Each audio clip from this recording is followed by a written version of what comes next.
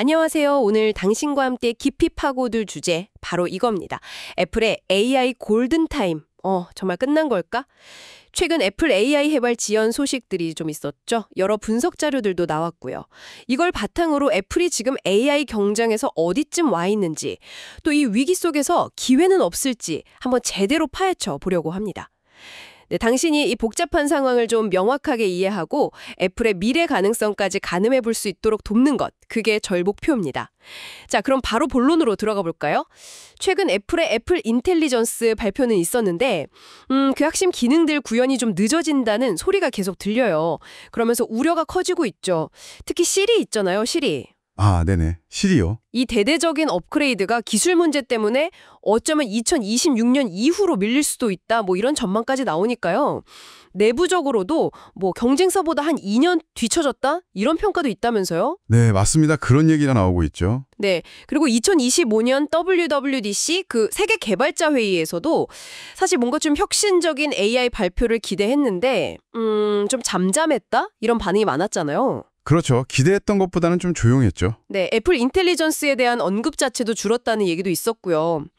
시장에서는 이런 상황을 좀 어떻게 보고 있나요? 이게 그냥 기술 좀 늦어지는 거 그 문제만은 아닌 것 같은데요? 맞습니다. 여기서 좀 주목할 점은 시장 반응의 그 온도 변화라고 할까요? 2025년 들어서 애플 주가가 나스닥 상승세를 좀 못 따라갔잖아요. 그리고 한때 시총 1위 자리도 엔비디아나 마이크로소프트에 내주기도 했고요. 근데 이 사실 자체보다도 이 지연 사태가 AI 시대 애플을 바라보는 시장의 어떤 근본적인 의구심, 이걸 키웠다는 게 중요합니다. 아, 의구심이요? 네. 예전에는 애플이니까 좀 기다릴 수 있지 이런 인식이 있었는데 AI 경쟁에서는 이런 지연이 진짜 치명적일 수 있다는 불안감이 좀 퍼진 거죠. 그리고 애플의 강점이던 하드웨어 중심 매출 구조, 이게 오히려 AI 시대에는 한계 아니냐 이런 지적도 다시 나오고 있고요. 그렇군요. 아예 시장의 시각 자체가 좀 변하고 있다, 이런 말씀이시네요.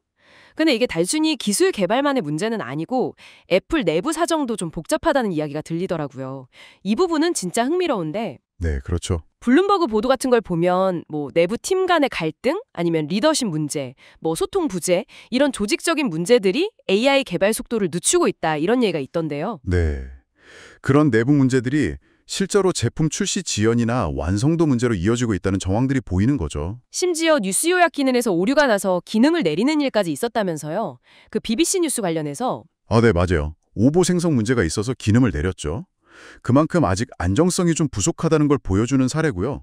그리고 애플 내부에서조차 이거 AI 전략 실패하면 노키아 모멘트 오는 거 아니냐 이런 경고가 나왔다는 점은 상당히 중요합니다. 노키아 모멘트요? 아, 그 정도로요? 네. ADQ 수석 부사장이 직접 언급했다고 알려졌으니까요.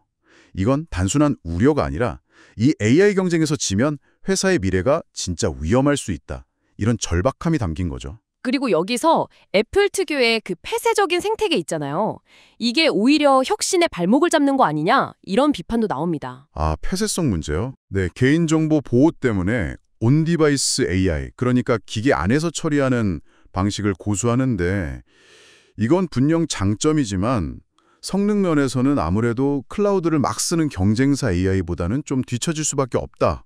이런 평가가 계속 나오고 있거든요. 듣고 보니까 정말 문제가 한두 가지가 아니네요. 여러 가지가 얽혀 있군요. 하지만 그렇다고 애플이 가진 그 저력이 완전히 사라진 건 아니지 않습니까? 그 강력한 생태계 통합 능력, 이건 여전히 애플만의 무기가 될 수 있지 않을까요? 물론이죠.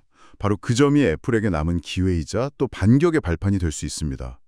아이폰, 아이패드, 맥 같은 하드웨어랑 iOS, macOS 같은 소프트웨어, 그리고 앱스토어나 서비스까지 쫙 이어지는 이 매끄러운 통합 경험.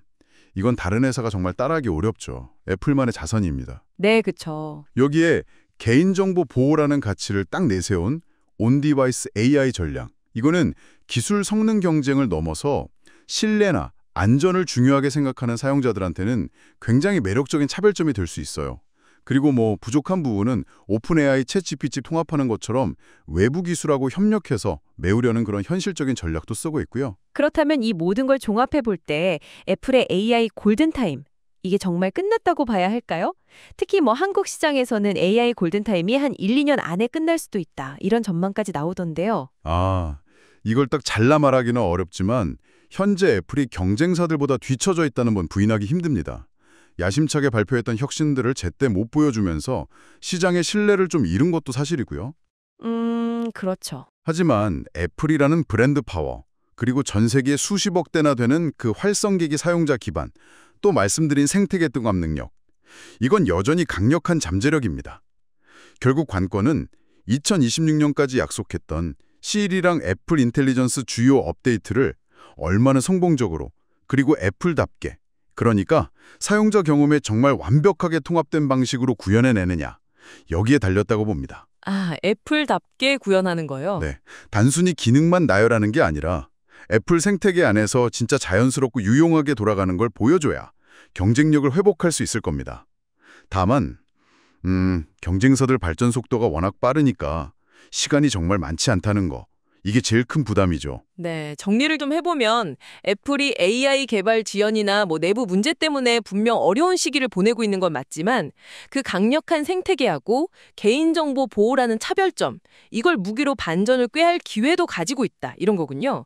결국 핵심은 약속한 기술 혁신을 얼마나 빨리 그리고 또 얼마나 완성도 높게 구현하느냐에 달려있다, 이렇게 볼 수 있겠네요. 바로 그렇습니다. 네, 여기서 당신께 한 가지 더 생각해볼 질문을 좀 던져드리고 싶어요. 네, 어떤 질문인가요? 애플이 그냥 경쟁사 기능 따라잡는 수준을 넘어서 자신들의 그 핵심 강점 있잖아요.